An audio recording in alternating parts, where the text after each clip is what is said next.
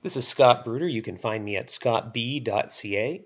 I'm doing a fun project today away from, my day-to-day work. I'm building a microSD card modification to go inside the PSP Portable. I'm documenting this, for the future for me and also for anyone else that's looking to do this project. I first want to start with a big thank you to everybody in the PSP subreddit where I got a lot of this information. So I hope you find the following video informative, and I look forward to your comments on all of my social media platforms. So these are the old adapters I don't want. These are the new ones.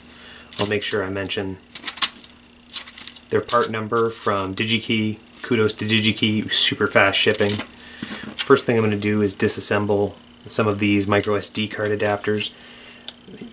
Some of the cheaper ones you can just pull apart, but these ones here are very well glued. So what I'm going to do is I'm going to use a heat gun, see if I can't melt some of the glue away. So let's turn that on.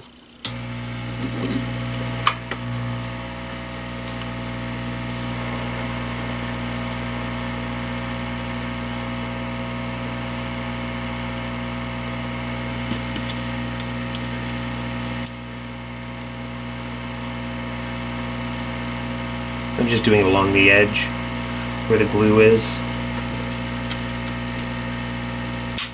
Nope.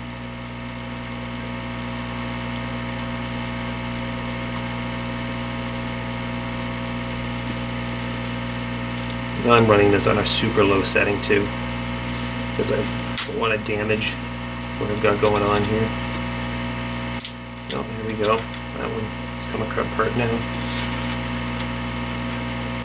There we go. That one I can peel out. Do the same thing on this one.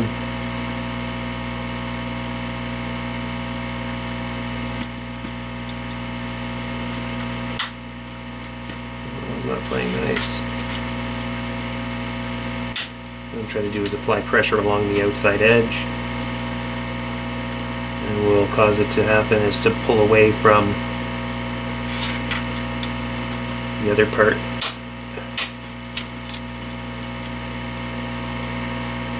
I'm just going to sit this heat gun down, hope it doesn't run away.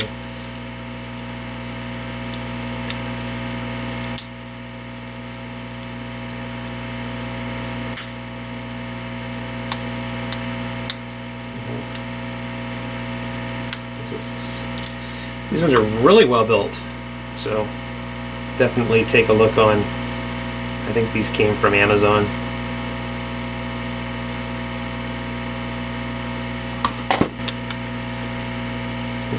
Thing is, I don't mind breaking the plastic as long as, there we go, it doesn't actually cause any damage to the main board inside. There we go.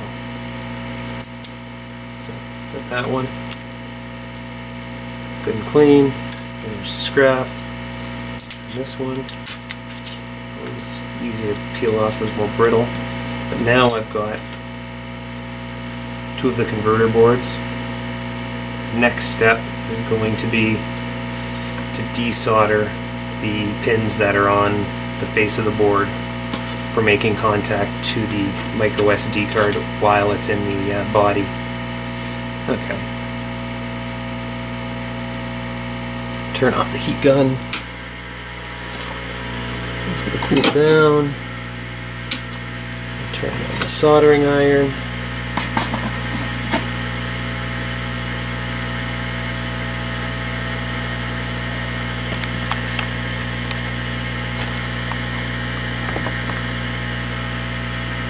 Okay. So I'm going to put a little bit of flux on here.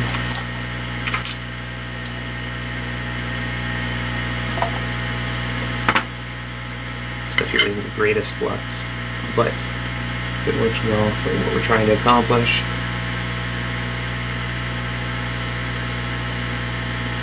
Also got another one that I'm going to do.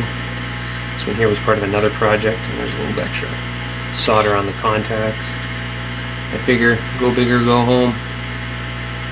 Right, I'd rather have a couple that don't survive than not have enough. And maybe I can complete this and someone will be interested in having an assembled solution.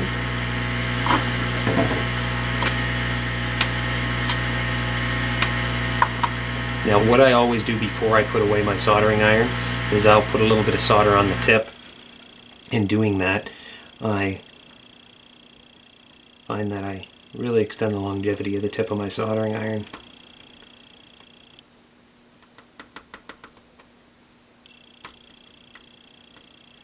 And what I try and do when I'm removing these is I will just go one pin at a time. First I warm them up, and I apply pressure with the tip and just have them slide out. There we go. See, each one at a time is moving.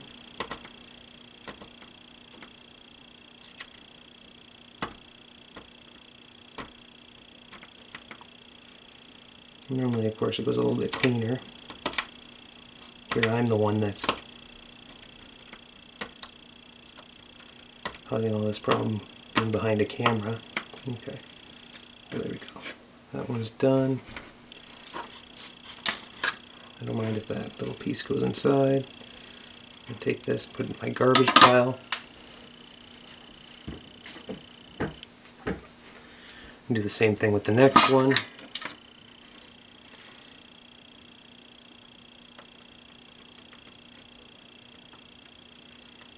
Heat it up and push, heat it up and push, heat it up and push.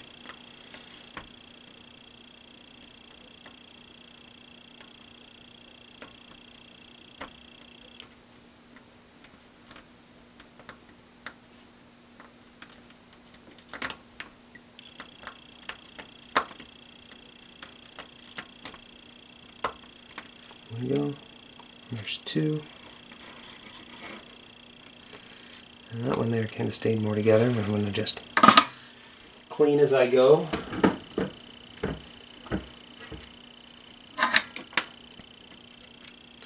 And the last one. Now the one thing to remember when you use flux is you want to clean up the flux when you're done. You don't want it sticking around. Flux will eventually eat through the board. It'll dissolve any of the contacts and the enamel or whatever it is that they put on the surface of the board to keep it from.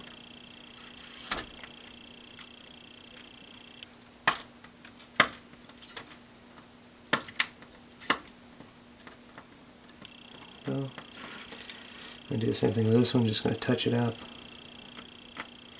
slide across the pads. Same thing with this one. It'll also do good if there's any debris left on the pads. Done. 1, 2, 3. And because I'm going to turn off my soldering iron to clean up, I'm just going to put a little bit of solder on there and turn it off.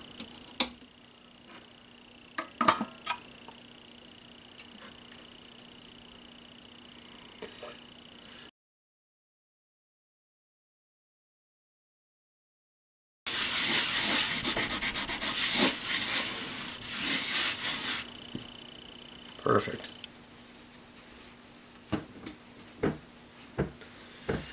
Okay, so next step here, I've got my 3 boards I'm going to be used. Next thing is to figure out, the pin out.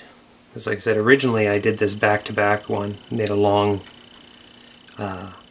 adapter, but what I want to do is layer them on top. So here are the Molex ones that came from Digi-key.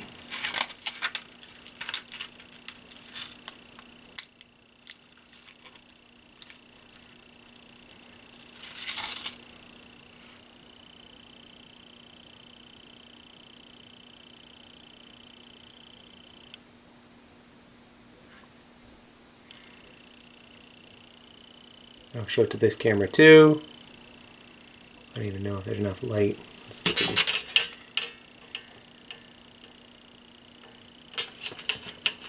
So I take a look at the bottom, and there's clearly exposed metal. So if I were to take this and set it on top, let's just see how it will go. Like so.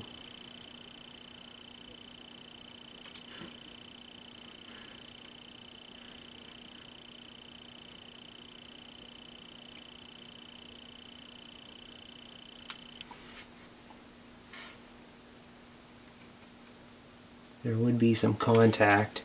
So what I'm going to do is I'm going to I'll clean these boards off, and I'm going to put a piece of heat resistant tape between them, and hopefully it'll stop any potential shorting.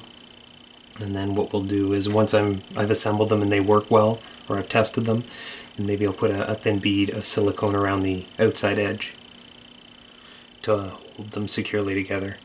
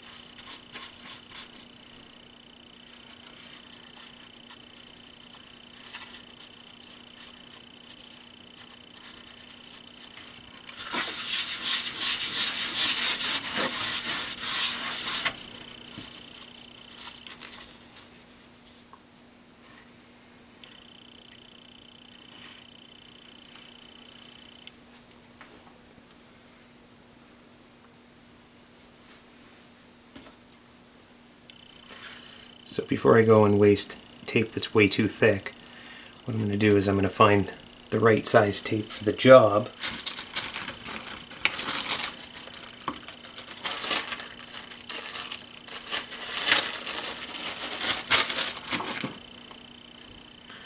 I've got this stuff here. Let's take a look. Tape measure.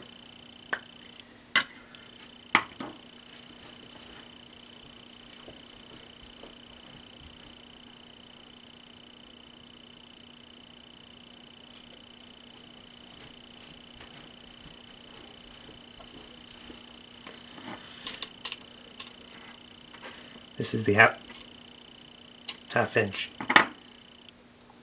This is the half-inch one.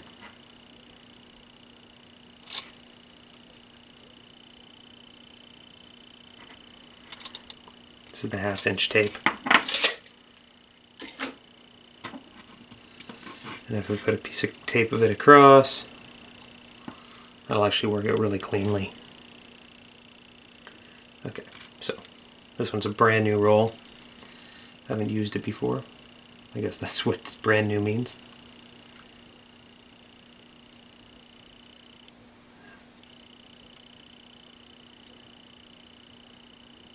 Oh, and I feel the start's way back here.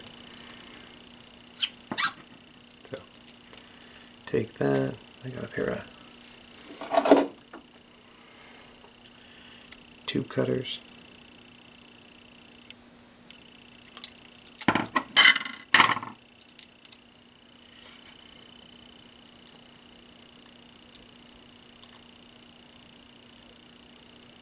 Now I don't need to cover the whole thing. I just want to cover any conductive components. So you see here, I'm only covering the test points and any of the little integrated circuits, resistors on there. I'll take another chunk. This one might be a little longer. I guess it's not an exact art. This might work out well because I got a little bit extra. I can possibly cover the board. That one's good. Do the same thing on the third one. I'll try and go a little bit shorter on this one.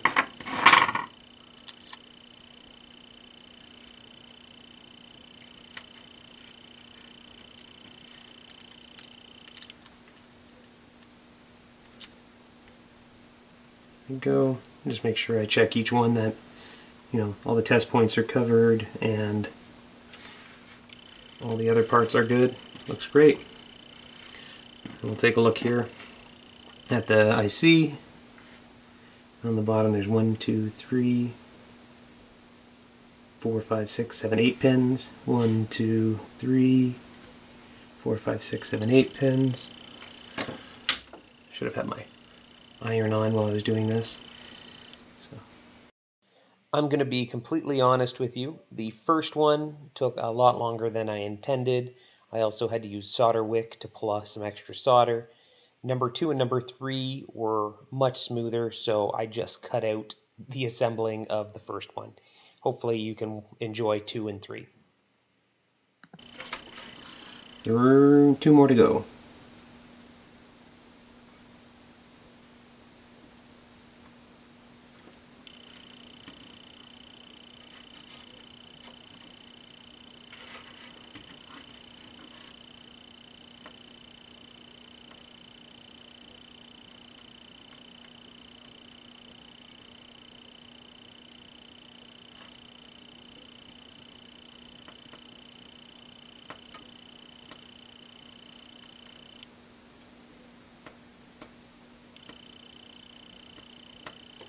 Okay.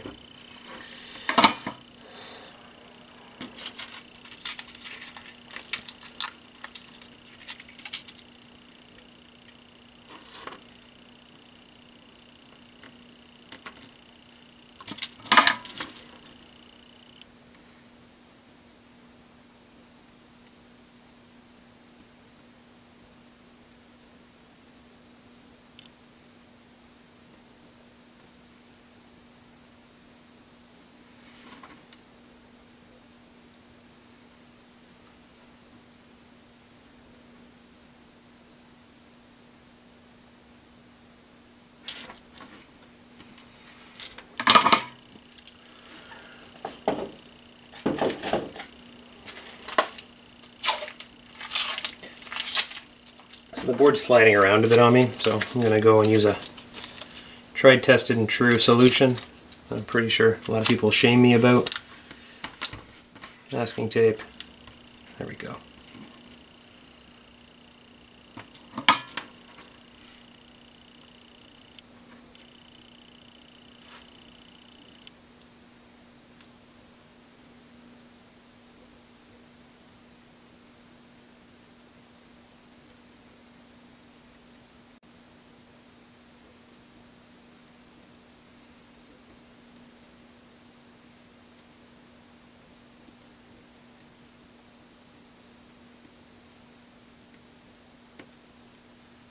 There you go. See, this one's going a lot better than the first one.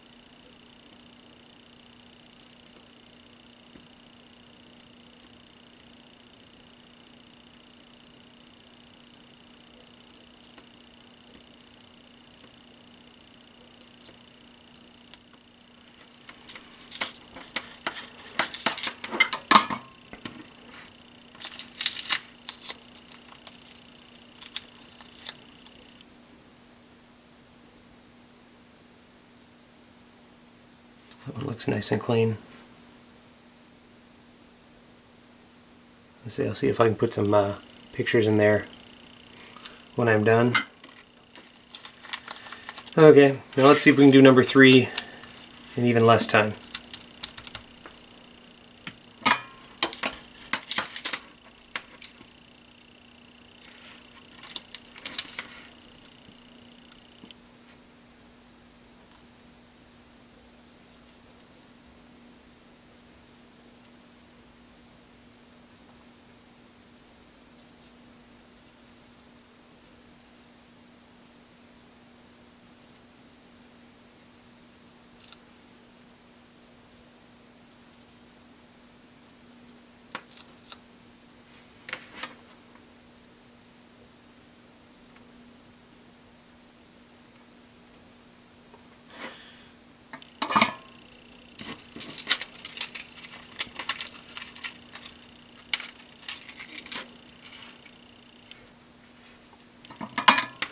You know what? Let's see if I can get this overhead camera a little bit closer to where I'm working.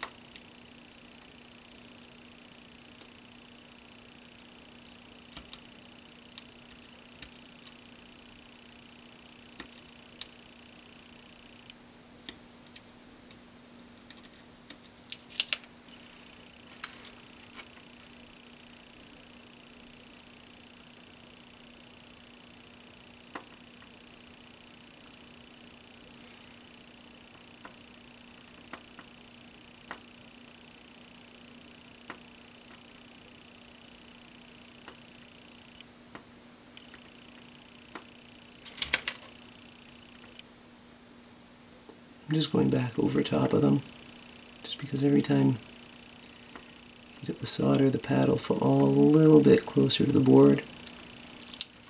Should be good enough.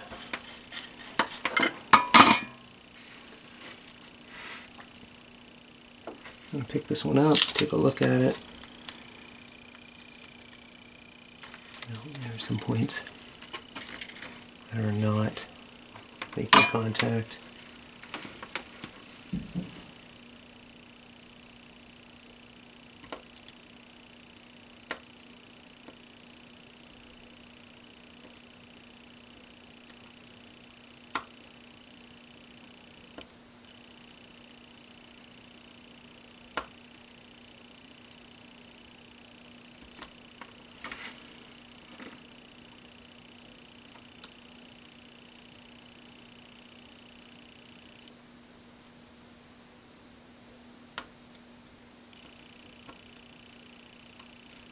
I'll put a little bit of flux on that. I'm looking at that. I just want to inspect the last one I did.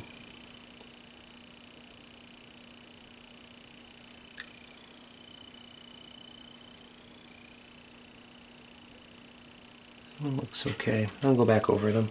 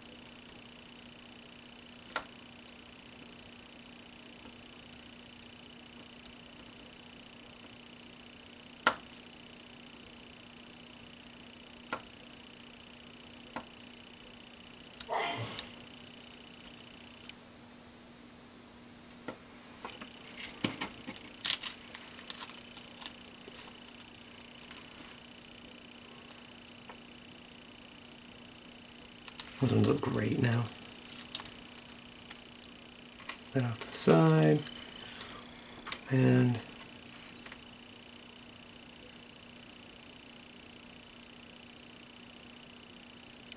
those ones look good.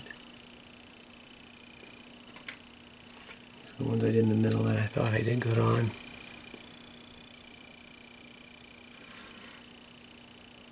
I think I did good. I am going to just touch it up with a little bit of flux.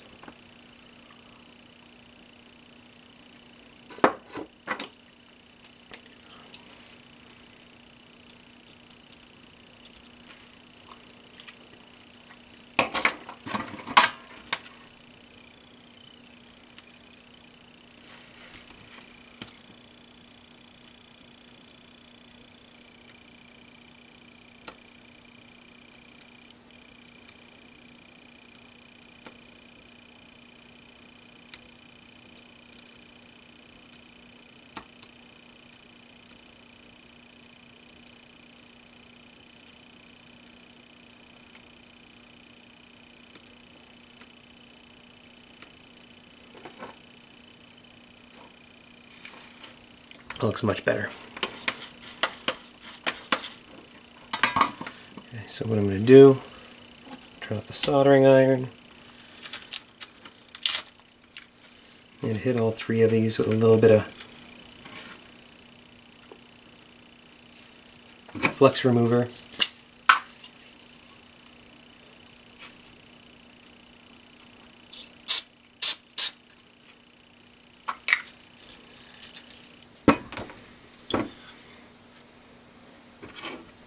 And try and absorb it just with a little bit of cotton swab.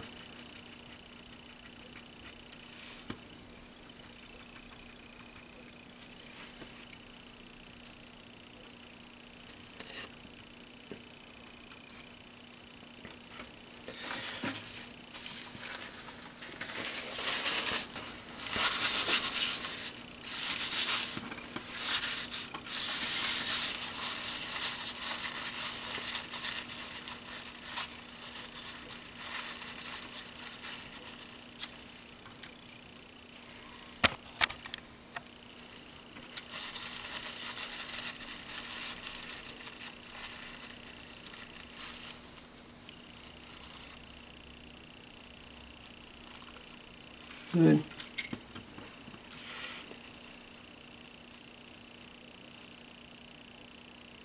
That looks good. This one looks good. Now, because I don't trust my handiwork, what I'm going to do is just take a little continuity tester, multimeter, and make sure that none of the pins are touching any of the adjacent pins. See it, make sure there's no shorts. Okay, so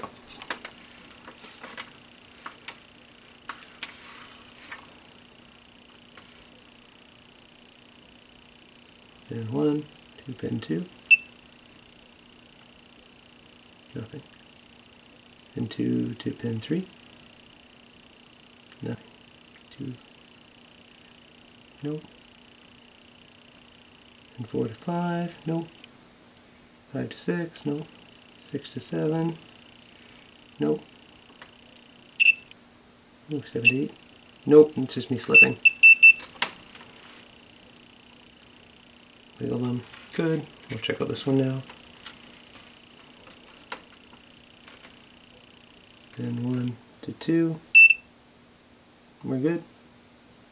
2 to 3, 3 to 4, 4 to 5, no, I was touching the same pin. 5 to 6, 6 to 7, 7 to 8, nothing. And 3 for 3. Well, sorry, let's try the third one. We'll find out if it is 3 for 3. 1 to 2, 2 to 3, 3 to 4, 4 to 5, 5 to 6, 6 to 7, 7 to 8. Nothing. We are good. No shorts.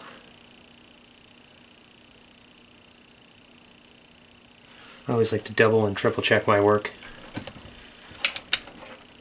So now we should test the spring test. Let's take a look. That looks pretty darn good. This one here might be on a little bit more of an angle.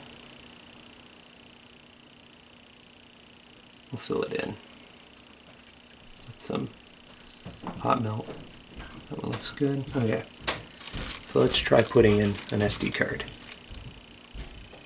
What I want it to do is I want it to go in, and I want it to eject nicely, like that, in and out.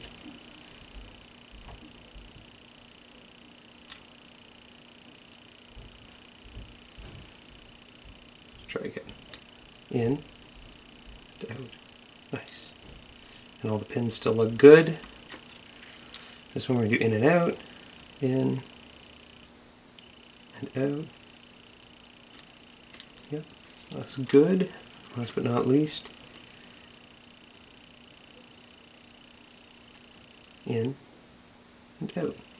It's not getting stuck. Now granted, everything is super snug because it's all brand new, but I don't see any problems with any of them. I want to thank you for watching me take the time to assemble these adapters. Please, I look forward to comments and continue to look back. The next segment is going to be disassembling the PSP GO and moving forward to remove the existing M2 card slot and install this micro SD card adapter. Thank you.